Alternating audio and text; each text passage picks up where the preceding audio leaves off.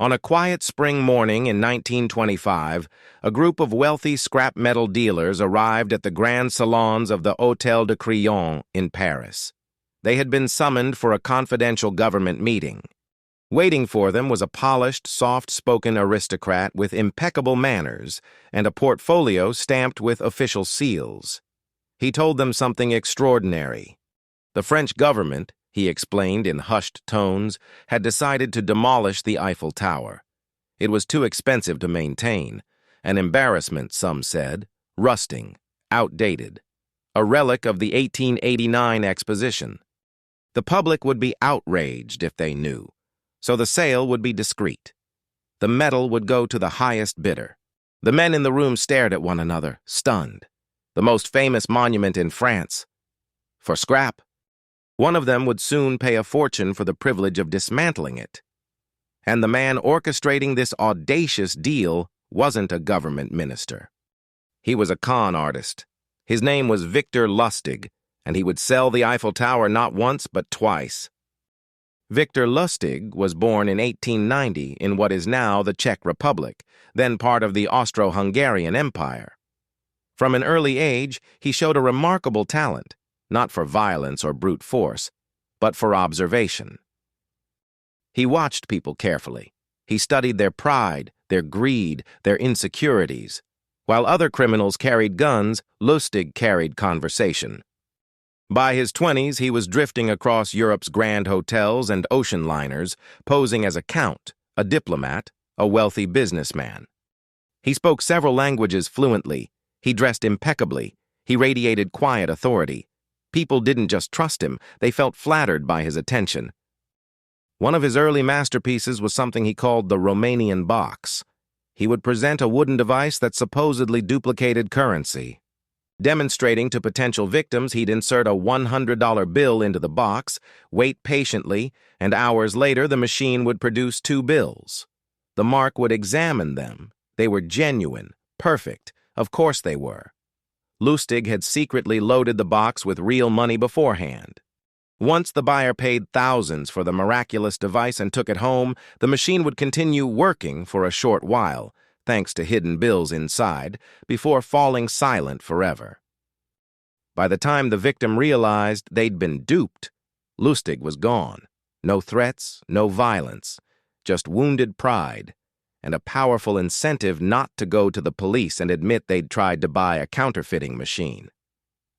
But even that wasn't bold enough for him. In 1925, Lustig was in Paris, scanning newspapers for opportunity. One small article caught his eye. It mentioned that the Eiffel Tower was costly to maintain and in need of repairs. There was public criticism at the time. Some Parisians still considered it an eyesore decades after its construction. And in that minor complaint, Lustig saw a fortune. He forged government stationery and posed as the Deputy Director General of the Ministry of Posts and Telegraphs. Then he invited 6 of Paris's most prominent scrap metal dealers to a secret meeting at the Hôtel de Crillon. He chose the hotel carefully.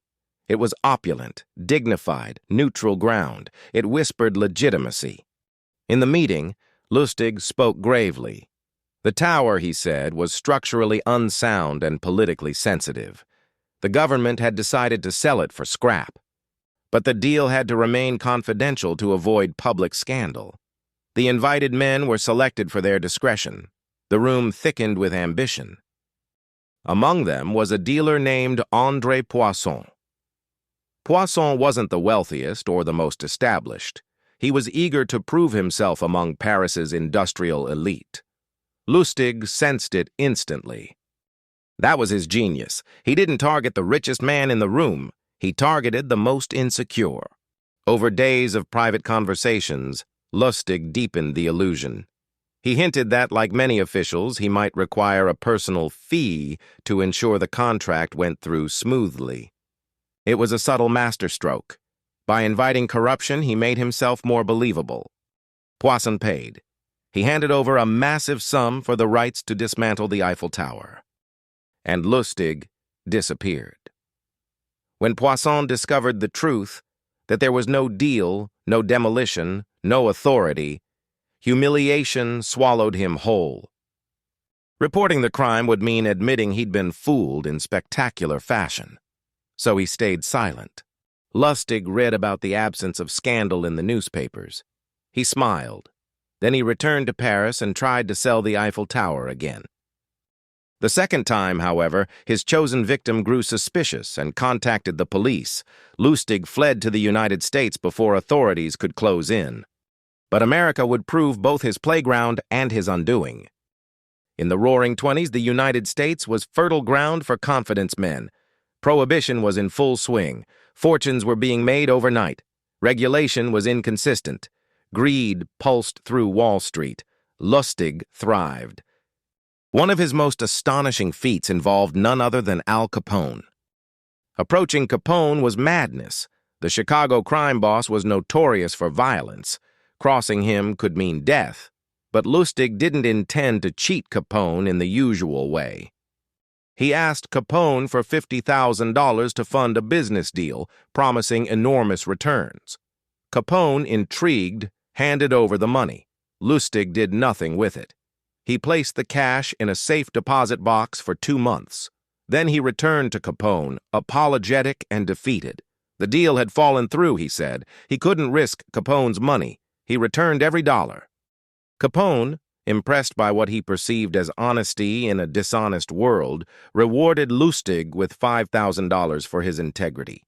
Lustig had just conned the most dangerous gangster in America by not conning him. That was the essence of his brilliance. He understood that trust was more powerful than force, that ego could blind sharper than greed, that sometimes the long con wasn't about stealing money directly, but about manipulating perception.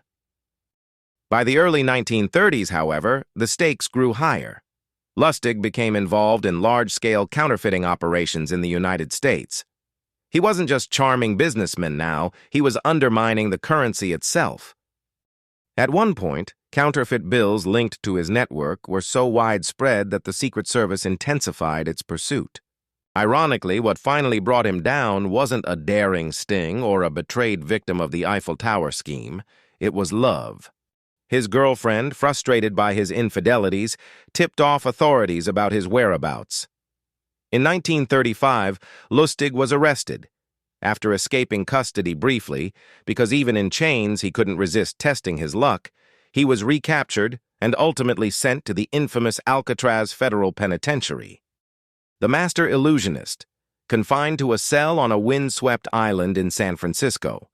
There, stripped of tailored suits and grand hotel lobbies, Victor Lustig's magic evaporated. He died in 1947 of pneumonia, far from the glittering salons where he once dazzled Europe's elite. On his death certificate, his occupation was listed simply as apprentice salesman. It was almost poetic. Because that's what he truly was, not a thief with a gun, not a mastermind with explosives, but a salesman of dreams. He sold ambition to the ambitious. He sold corruption to the corrupt. He sold status to the insecure. And once, he sold a 7,300-ton iron tower to a man who desperately wanted to believe he could own it. There's something unsettling about Victor Lustig's story. He didn't rely on violence. He didn't terrorize. He didn't break vaults in the dead of night. He simply understood people. He understood that authority can be fabricated with the right paper and the right posture, that secrecy can feel intoxicating, that being chosen for a special opportunity can override reason. The Eiffel Tower still stands today, towering over Paris, millions visiting each year without realizing that, for a brief moment in history, it was privately owned, at least on paper. And somewhere in that story lies a timeless lesson. The most dangerous criminals aren't always the ones who force their way in. Sometimes, they're the ones you invite into the room.